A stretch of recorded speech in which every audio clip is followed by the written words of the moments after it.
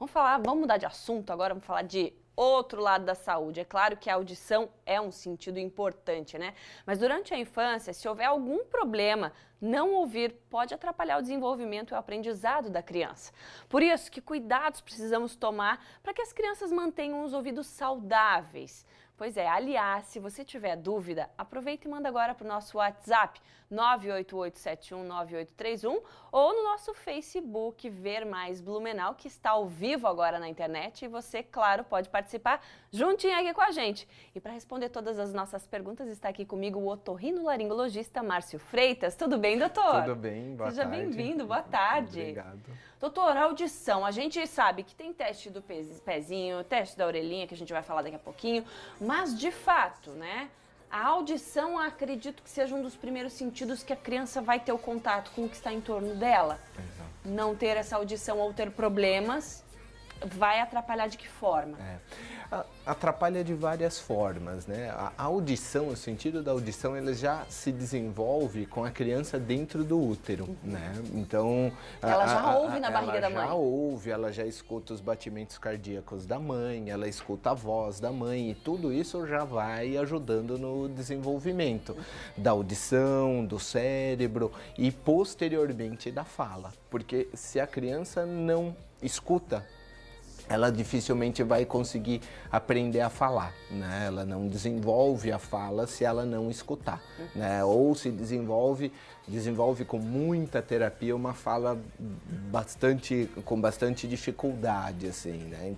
Então é o escutar a sua própria voz, escutar a voz da mãe, das pessoas que estão em volta e a imitação dos sons e o cérebro ir corrigindo, esse é próximo, esse não é, que vai ensinar a criança a falar ou não. Se isso não acontece, ela não aprende a falar também. Por isso o teste da orelhinha é tão importante, né? Exatamente. Esse teste da orelhinha, a criança faz logo que nasce, quanto tempo depois, já ainda no hospital? Isso. Como que ele acontece? O que ele promove para a vida dessa criança? Hoje é obrigatório que faça na maternidade, é lei, né? Só que algumas maternidades às vezes não cumprem tudo por vários motivos, mas a lei é que tem que ser feito na maternidade.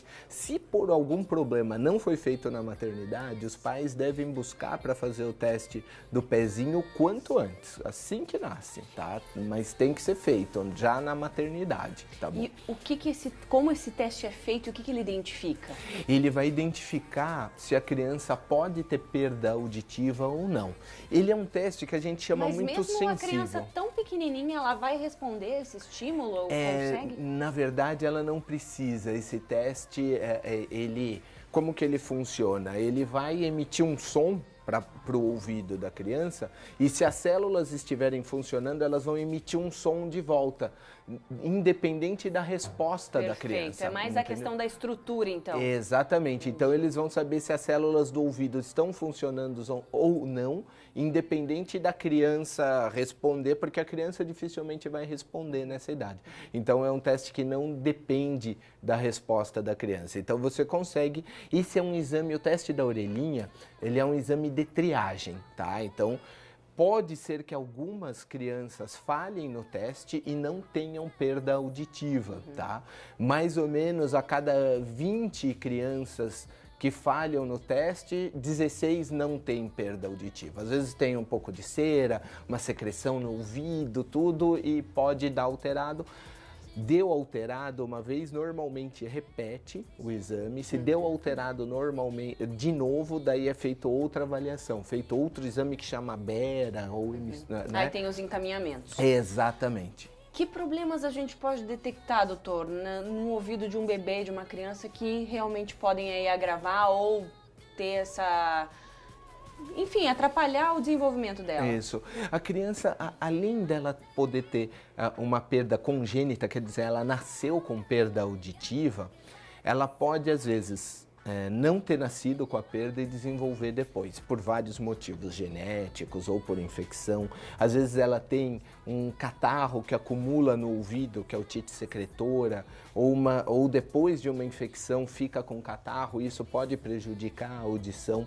Então é importante, além do teste da orelhinha que é feita na triagem, quando nasce, os pais irem acompanhando o desenvolvimento da criança.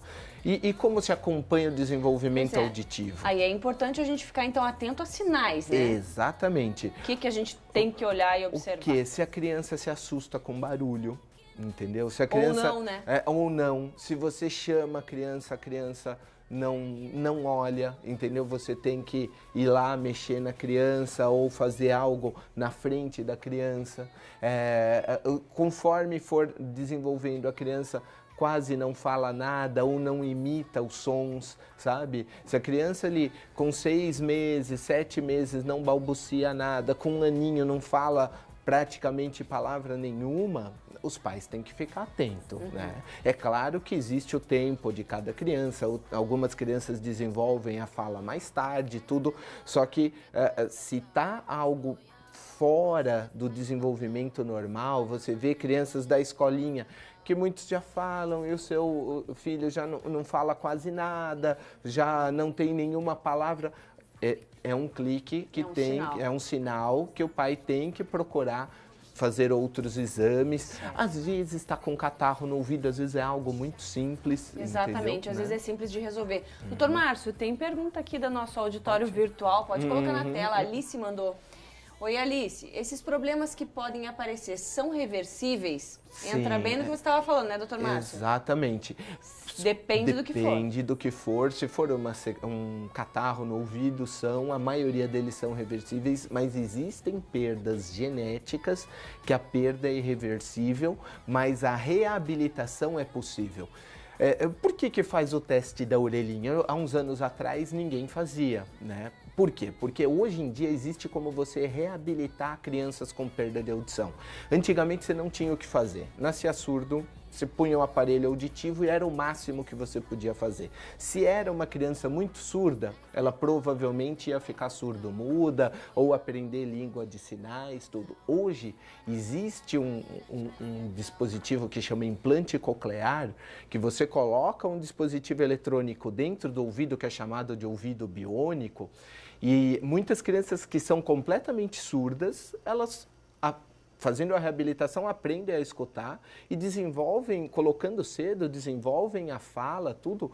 E eu tenho alguns pacientes implantados e reabilito, e tenho outros que eu conheço de mais tempo, elas desenvolvem a fala como se não tivesse perda auditiva. E aí, quanto mais cedo, melhor. Quanto esse antes, acompanhamento. melhor. Quanto antes fizer o implante com o diagnóstico correto de perda auditiva, melhora o desenvolvimento da criança depois. Perfeito. Doutor, só para a gente encerrar, cuidados que a gente tem que ter com o ouvido da criança, tanto no banho, vento, em época de frio, né? O que a gente tem que ficar atento para preservar, então, a audição dessa criança?